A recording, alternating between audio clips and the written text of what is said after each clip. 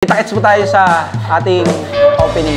Yun, what's up sa inyo mga kaibigan? Ito pala yung ating day 3. So, ito yung mga konting improvement na nangyari sa atin. Tsara, tingnan nyo guys. Alright. So, yan. Meron na tayong lamesa na nabili. Yan. Para sa mga magda-dine in.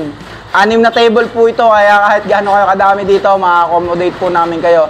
Especially dun pala sa mga magpa-park ng mga sasakyan, pwede rin po dito. Dito lang tayo sa gilid. Yan. Diyan lang tayo. Tapos sa mga motor naman, syempre dito na lang din tayo sa harap. Yan. Ito, napakita ko sa inyo yung mga progress natin.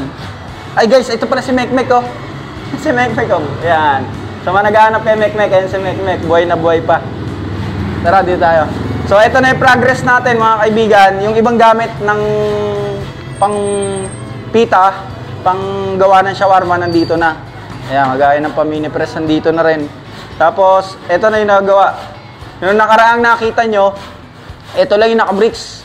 So ngayon, ito na yung naka-bricks. Tapos, ito, ayan, binibricks na din. Pipinturahan na lang yan. Karaan, nakita nyo rin, wala pang lababo. So, ito na, nakakabit na yung lababo. Pipinturahan na lang din to. Charaan. Ayan o. Install na. Bukas, o sa mga susunod na araw, ayusin naman namin dito yung mga wiring. Siyempre, fully paint na namin to. Lalagyan na rin ng mga signage. Hindi ko pa i-announce kung kailan natin opening tong store natin kasi baka kasi mamaya mag-goal tayo sa oras. Gusto kasi yung medyo, kalmado lang, smooth lang ba.